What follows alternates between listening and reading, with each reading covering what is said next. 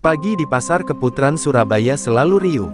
Suara pedagang menawarkan dagangan bercampur dengan teriakan para kuli angkut, aroma ikan asin, sayur mayur, dan bumbu dapur menyeruak ke udara. Namun, di balik keramaian itu, ada ketakutan yang tak kasat mata, ketakutan akan datangnya Dayat Gondrong, preman yang menguasai setiap sudut pasar. Dengan rambut panjang kusut, tubuh penuh tato, dan mata melotot tajam, ia dikenal sebagai penguasa bayangan yang tak bisa ditentang. Para pedagang kecil hidup dengan resah. Setiap hari mereka harus menyisihkan sebagian keuntungan untuk uang keamanan, yang sebenarnya hanya masuk ke kantong Dayat dan anak buahnya. Jika ada yang berani membantah, maka lapak akan diobrak-abrik, dagangan dibuang ke gat, bahkan terkadang tubuh pedagang malang itu jadi sasaran pukulan. Bagi mereka, membayar adalah satu-satunya cara bertahan hidup. Pagi itu, langkah-langkah berat terdengar di lorong pasar. Sepatu boots hitam beradu dengan lantai semen basah, diiringi suara ketawa kasar yang membuat bulu kuduk pedagang berdiri. "Woi, kumpul semua, waktunya setor," teriak salah satu anak buah Dayat, sambil menendang kotak sayuran yang ada di depannya. Warga pasar buru-buru mengeluarkan uang, tangan gemetar, wajah pucat. Mereka tahu, sedikit terlambat saja bisa berakibat fatal. Dayat Gondrong muncul, berjalan di tengah kerumunan seperti seekor serigala lapar di kandang kambing. Rambut gondrongnya terurai, matanya melotot mencari mangsa, sementara rokok kretek terselip di bibirnya. Ia berhenti di depan seorang pedagang buah yang sudah renta. "Mana setorannya, Lek?" tanyanya dingin. Pedagang tua itu tergagap, merogoh saku dengan gemetar, menyerahkan beberapa lembar uang lusuh. Dayat hanya tersenyum miring, lalu menepuk bahunya dengan keras hingga si kakek hampir terjatuh. Pemandangan itu membuat seluruh pedagang terdiam. Mereka ingin melawan, tapi ketakutan jauh lebih besar dari keberanian. Dayat dan anak buahnya terlalu kuat, terbiasa berkelahi, dan sering didukung oleh orang dalam, yang membuat mereka kebal hukum. Pasar Keputaran bukan lagi milik rakyat, melainkan milik preman. Di sudut lain, seorang perempuan berambut hitam panjang sedang mengatur dagangannya. Ia menyendok nasi, menata lauk pauk, dan tersenyum pada pembeli. Namanya Dewi Utami. Tak ada yang tahu, di balik wajah lembutnya tersimpan rahasia besar. Namun, untuk saat ini, ia hanya seorang penjual nasi pecel yang sederhana, yang berusaha mencari rezeki halal di tengah kerasnya kehidupan pasar. Dari kejauhan, mata Dayat Gondrong menatap ke arah lapak Dewi. Senyumnya menyeringai, seolah menemukan sumber baru untuk dimakan abis. "Cantik juga, ya, kayaknya bisa jadi ladang setoran baru," gumamnya sambil menghembuskan asap rokok. Anak buahnya tertawa, menatap Dewi seperti seekor burung kecil yang terjebak di sarang ular. Hari itu, Pasar Keputaran tidak hanya dipenuhi transaksi jual-beli. Ada bayangan gelap yang semakin pekat, mendekat perlahan. Tak ada yang tahu, bahwa pertemuan antara Dayat Gondrong dan Dewi Utami akan mengubah nasib seluruh pasar selamanya. Dewi Utami sibuk melayani pembeli yang antre di lapaknya. Wajahnya selalu tenang, seolah hiruk-pikuk pasar tak pernah mengganggu hatinya. Senyumnya membuat orang merasa betah berlama-lama di hadapannya. Meski begitu, tatapan mata Dayat Gondrong dari kejauhan membuat beberapa pedagang berbisik-bisik. Mereka tahu, jika Dayat sudah melirik, maka bencana pasti akan datang. Sambil menghisap rokoknya, Dayat berjalan mendekat, diikuti 3 anak buahnya yang berwajah bengis. Langkahnya berat, suaranya terdengar di antara kerumunan. Orang-orang buru-buru menyingkir, memberi jalan bagi preman itu. Pasar yang biasanya ramai mendadak hening, hanya tersisa suara sendok beradu dengan piring dari lapak Dewi. Dayat berhenti di depan warung kecil itu. Ia memandang Dewi dari atas hingga bawah, lalu menyeringai. "Wah, ternyata benar kata orang. Penjual nasi paling cantik di pasar ini ya kamu, Nduk," katanya dengan nada melecehkan. Anak buahnya terkekeh, menatap Dewi seperti harta yang siap dirampas. Dewi tidak menunjukkan rasa takut. Ia menunduk sedikit, lalu menyodorkan sepiring nasi pecel pada seorang pembeli. "Monggo, Pak, silakan dinikmati," ucapnya ramah. Ia bersikap seolah kehadiran Dayat tak ada artinya. Sikap itu membuat Dayat merasa diremehkan. Aku ngomong sama kamu, loh," teriak Dayat sambil menepuk keras meja lapak hingga piring bergetar. Para pembeli segera mundur, meninggalkan warung itu. Dewi hanya menghela napas pelan, lalu menatap Dayat dengan sorot mata yang tenang namun tajam. Kalau mau makan, silakan duduk. Kalau mau ribut, maaf, saya tidak melayani, katanya dengan suara lembut namun tegas. Ucapan itu membuat Dayat terdiam sejenak. Tak ada satupun pedagang yang berani bicara padanya seperti itu. Anak buahnya melotot, bersiap merusak lapak. Tapi Dewi tetap berdiri tegak, tidak gentar sedikit pun. Dalam dirinya, ajian sakti lembu sekilan yang diwariskan kakeknya mulai bergetar, meski belum ia lepaskan. Beberapa pedagang yang bersembunyi di balik kios mulai berbisik, si Dewi berani sekali, bisa mati kalau menolak Dayat. Mereka gemetar membayangkan apa yang akan terjadi. Pasar yang tadinya hanya diwarnai ketakutan biasa, kini dipenuhi kecemasan yang lebih mencekam. Dayat akhirnya terkekeh, menahan amarah. Aku kasih kesempatan. Besok pagi, kamu setor sama aku. Kalau enggak, jangan harap lapakmu aman, katanya sambil menusuk jarinya ke arah Dewi. Setelah itu, ia berbalik pergi, meninggalkan bau rokok dan ancaman yang menggantung di udara. Namun, di balik kelembutan wajahnya, Dewi sudah tahu, inilah awal dari pertempuran yang tak bisa ia hindari. Keesokan paginya, pasar kembali dipenuhi hiruk-pikuk. Pedagang sibuk menggelar dagangan, suara tawar-menawar menggema, namun suasana tetap terasa berat. Semua orang tahu, hari itu Dayat Gondrong akan menagih janji yang ia lontarkan semalam. Ketegangan seolah menggantung di udara, membuat beberapa pedagang enggan menoleh ke arah lapak Dewi Utami. Dewi sendiri tetap berjualan seperti biasa. Ia menyiapkan nasi pecel dengan senyum, melayani pembeli dengan sabar, seakan tidak terjadi apa-apa. Namun dalam hatinya, ia sudah siap menghadapi badai. Ia teringat pesan almarhum kakeknya, kekuatan itu bukan untuk sombong, tapi untuk melindungi dirimu dan orang yang lemah. Kata-kata itu berulang kali terngiang di kepalanya. Tepat ketika matahari mulai naik, suara sepatu boots kembali terdengar. Dayat Gondrong datang bersama 5 anak buahnya.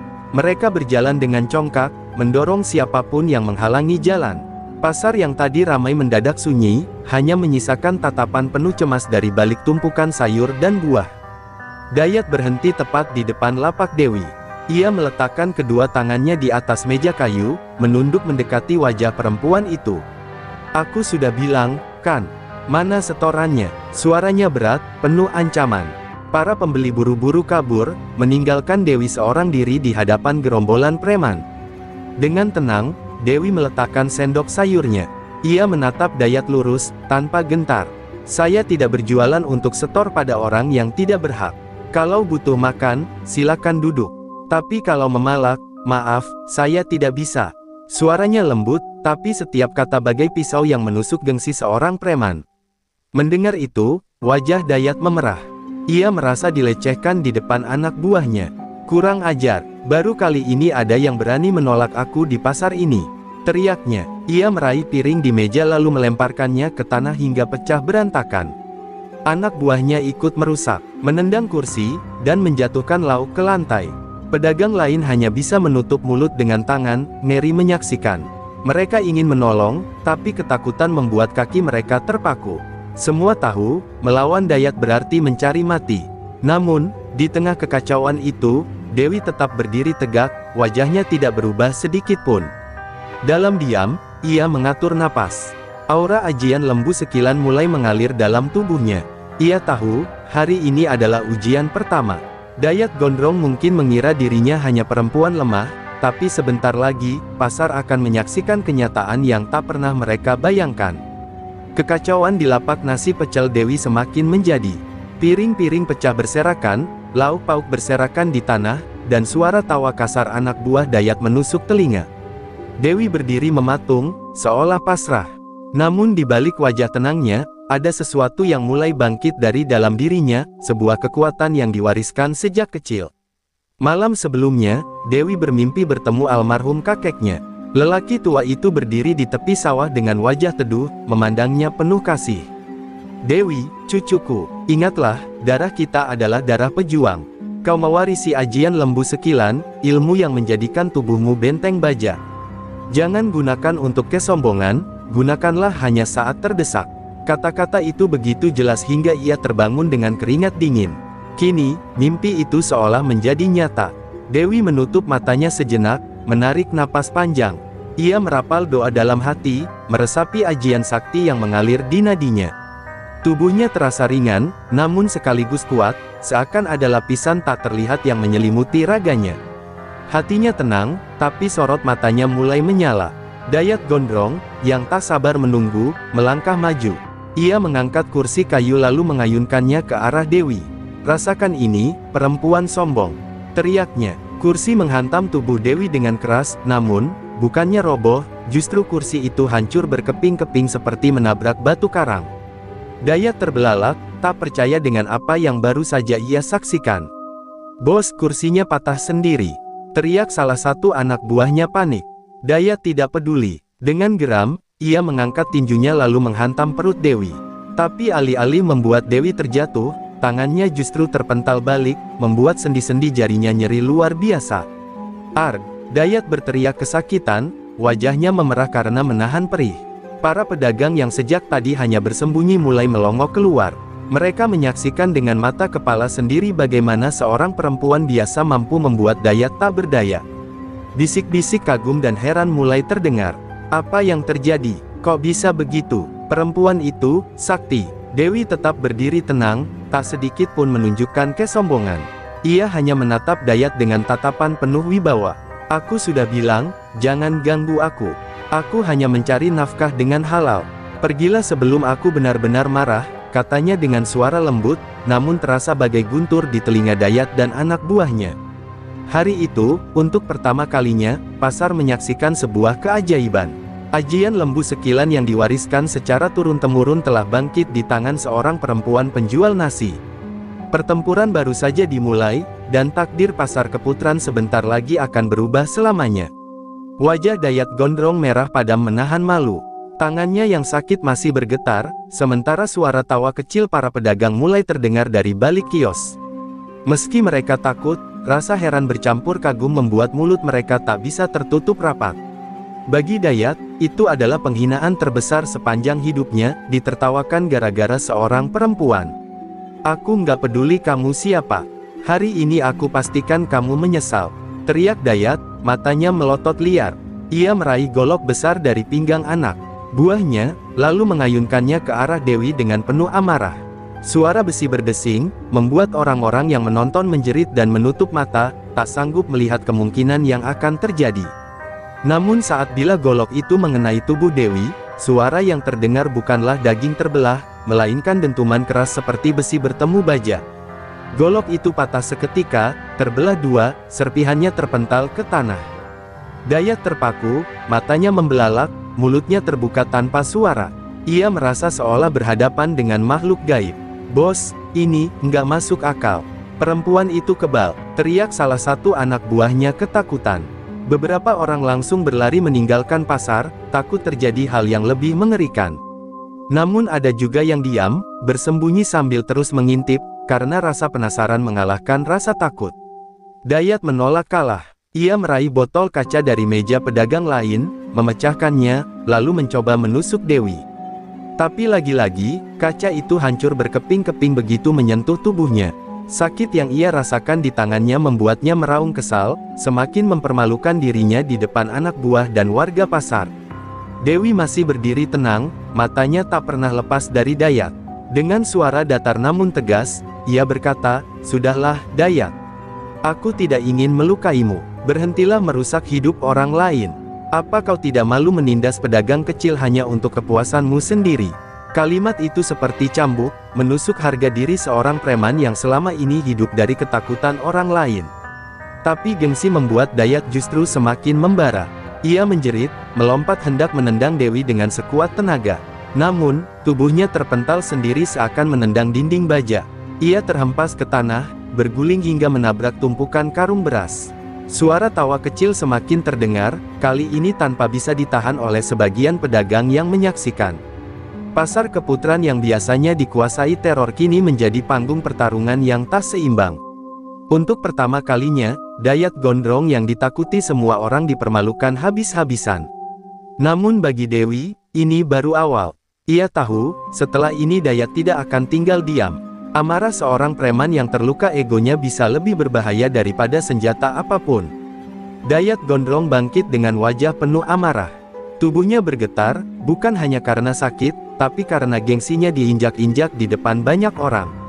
Anak buahnya yang masih tersisa berusaha menyemangati dengan teriakan kasar, meski dalam hati mereka sendiri sudah goyah melihat betapa mustahilnya mengalahkan seorang perempuan seperti Dewi. Melihat itu, Dewi menarik napas panjang. Ia tahu, jika dibiarkan, Dayat akan terus membuat kerusakan. Maka, untuk pertama kalinya sejak ia menerima warisan leluhur, Dewi memutuskan untuk tidak hanya bertahan, tapi juga melawan. Matanya berubah tajam, auranya memancar kuat, membuat udara sekitar seolah bergetar.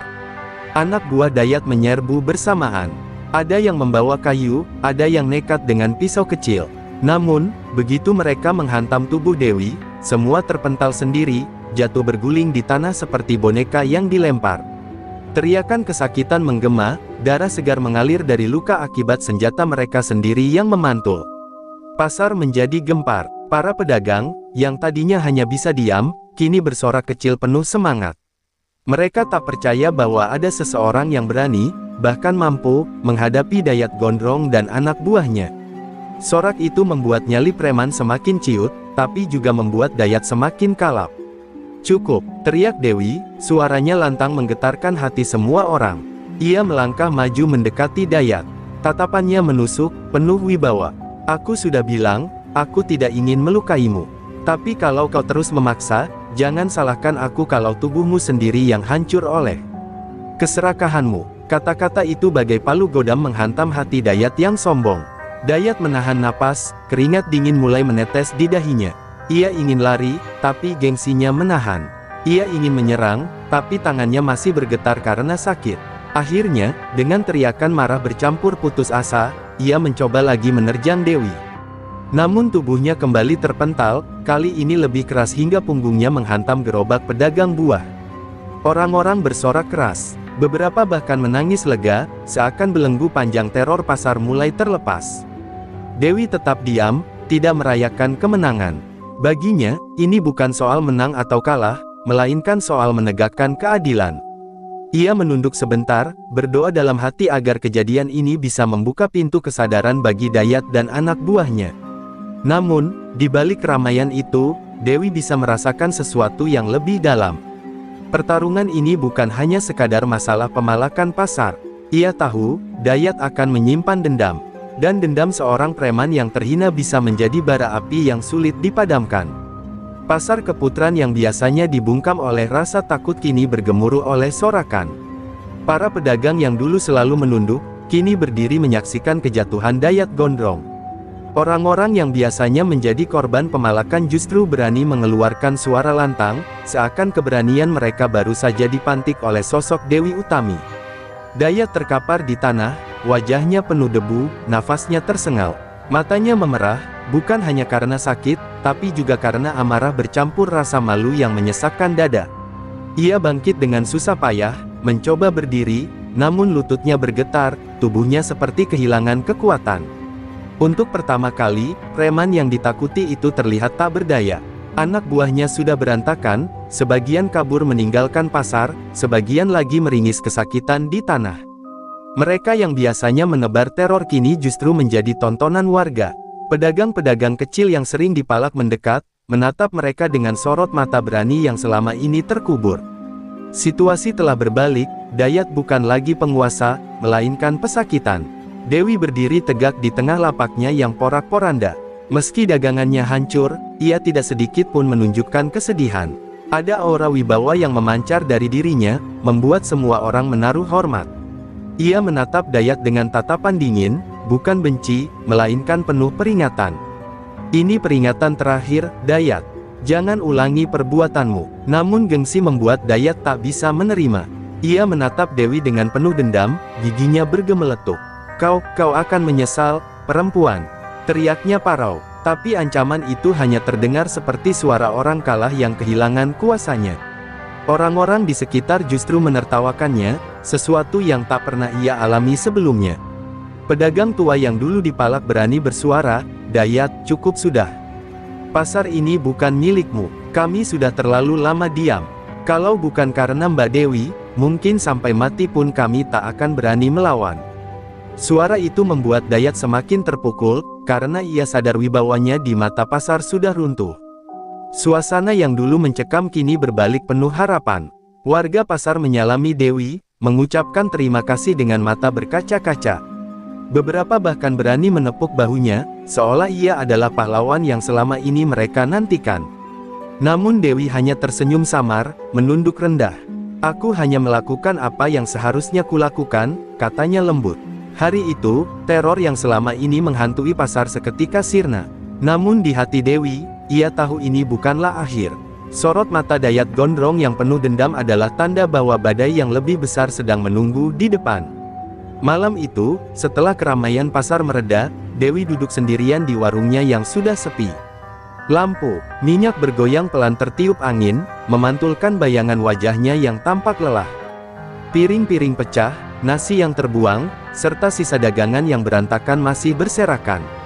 Namun lebih dari itu, hatinya dipenuhi dengan satu hal, bagaimana ia bisa menjaga rahasia warisan leluhurnya agar tidak menimbulkan fitnah. Ia menatap langit malam yang gelap, lalu mengingat kembali masa kecilnya.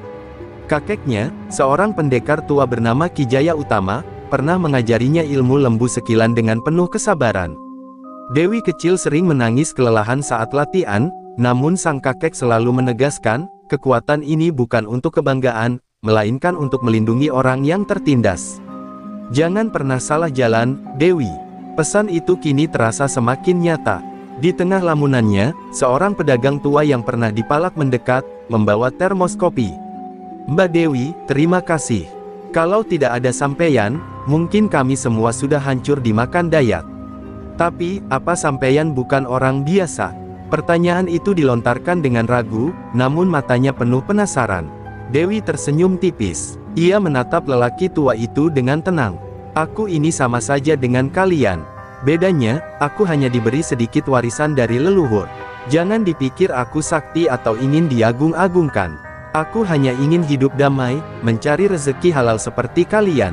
Ucapannya sederhana, tapi membuat lelaki tua itu menitikkan air mata haru. Namun kabar tentang kesaktian Dewi sudah terlanjur menyebar ke seluruh pasar, bahkan ke kampung-kampung sekitar. Esok harinya, banyak orang datang hanya untuk melihat sosok perempuan yang membuat Dayat Gondrong tak berkutik. Ada yang memandang kagum, ada pula yang memandang dengan curiga. Bagi Dewi, semua itu adalah ujian baru yang lebih berat daripada menghadapi pukulan atau golok. Di sisi lain, Dayat Gondrong tidak tinggal diam. Malam itu juga ia mengurung diri di markasnya, tubuhnya penuh luka, tapi hatinya lebih perih lagi. Ia memukul dinding, memecahkan botol, dan berteriak penuh dendam. "Dewi, aku bersumpah, kau akan hancur di tanganku. Aku akan cari cara untuk mengalahkanmu, meski harus dengan bantuan dukun sekalipun." Sementara itu, Dewi berlutut di depan sebuah foto kakeknya yang tergantung di dinding kecil warungnya. Ia berdoa dengan lirih, memohon agar diberi kekuatan menjaga rahasia dan tetap berada di jalan yang benar. Air matanya jatuh, bukan karena takut menghadapi Dayat, tapi karena ia sadar setiap langkahnya kini bukan lagi hanya tentang dirinya, melainkan tentang orang banyak yang mulai menggantungkan harapan padanya. Malam itu, pasar Keputran tidur dalam rasa aman yang baru pertama kali mereka rasakan. Tapi di balik keheningan itu, dua kekuatan sedang beradu, satu adalah tekad seorang perempuan sederhana dengan warisan suci, dan satunya lagi adalah dendam membara seorang preman yang kehilangan kuasanya. Dayat Gondrong terbaring di ranjang reyot di markasnya. Tubuhnya penuh lebam, namun yang lebih parah adalah luka di dalam hatinya. Malam demi malam ia tak bisa tidur, terbayang wajah Dewi Utami yang berdiri tegak tanpa takut. Setiap kali ia memejamkan mata, terngiang suara Dewi yang berkata dengan penuh wibawa, "Berhentilah merusak hidup orang lain." Kata-kata itu menusuk lebih dalam daripada pukulan apapun. Anak buahnya satu persatu pergi meninggalkannya. Ada yang takut, ada yang malu, ada pula yang memilih pulang kampung karena merasa masa kejayaan Dayat sudah berakhir. Markas yang dulu selalu ramai dengan tawa kasar dan suara musik dangdut keras kini menjadi sepi. Dayat benar-benar sendirian, ditemani bau obat gosok dan sisa rokok yang menumpuk di asbak. Di tengah kesepiannya, datang seorang lelaki tua dengan jubah putih kusam. Dialah Kiai Hasan, tokoh agama yang disegani di kampung sekitar. Tanpa rasa takut, ia masuk ke markas Dayat, menatap lurus ke arahnya. Dayat, aku sudah lama mendengar kabar tentangmu. Kau sudah terlalu lama menanam dosa. Apa kau tidak lelah hidup seperti ini? Ucapnya tenang. Dayat hanya tertawa hambar, suaranya parau. Aku ini siapa, Kiai? Aku hanya preman. Hidupku dari memalak dan merampas. Itu satu-satunya hal yang bisa kulakukan. Kalau aku berhenti, aku ini bukan siapa-siapa. Ucapannya lirih, penuh getir, seolah seluruh harga dirinya hilang bersama kekalahannya. Kiai Hasan duduk di hadapannya. Justru karena itu kau harus berhenti. Kau masih punya pilihan, Dayat. Allah membuka pintu taubat selebar-lebarnya. Kau bisa memilih jadi penjaga, bukan penindas.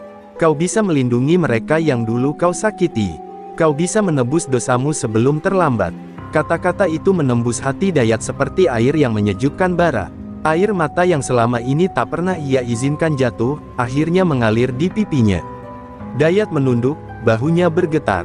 Ia bukan lagi preman bengis, melainkan seorang lelaki yang patah dan tersadar betapa hampa hidupnya selama ini. Kiai, apa masih ada yang mau percaya sama aku? Tanyanya dengan suara serak. Kiai Hasan menepuk bahunya lembut. Kalau kau sungguh-sungguh, akan selalu ada jalan. Mulailah dari hal kecil, hentikan pemalakan, minta maaf pada orang yang kau sakiti, dan gunakan tenagamu untuk menjaga pasar dari kejahatan. Percayalah, orang lebih mudah memaafkan daripada yang kau bayangkan. Malam itu, Dayat Gondrong menatap langit-langit markasnya yang kusam dengan perasaan baru. Untuk pertama kalinya, ia merasakan keinginan untuk berubah. Dendam yang semula membara perlahan padam, digantikan tekad untuk menebus dosa. Pertemuan dengan Dewi Utami bukanlah akhir hidupnya, melainkan awal dari perjalanan baru.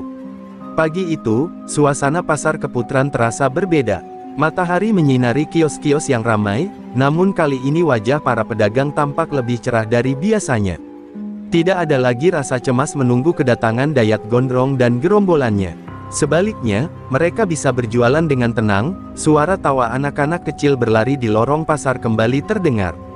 Di tengah keramaian, Dewi Utami kembali membuka warung nasi pecelnya. Meski warung itu pernah hancur karena amukan Dayat, kini sudah berdiri lagi berkat gotong royong para pedagang yang bersyukur padanya. Dewi melayani pembeli dengan senyum lembut, seakan semua peristiwa lalu hanyalah badai yang telah berlalu. Namun sebuah kejutan terjadi. Dari kejauhan, sosok Dayat Gondrong muncul. Para pedagang sontak terdiam, sebagian refleks mundur, bayangan lama tentang teror masih melekat di kepala mereka. Tapi kali ini, Dayat tidak datang dengan langkah congkak atau tatapan angkuh. Rambutnya yang gondrong diikat rapi, wajahnya tampak lebih tenang, dan di tangannya ia membawa sebuah karung berisi beras.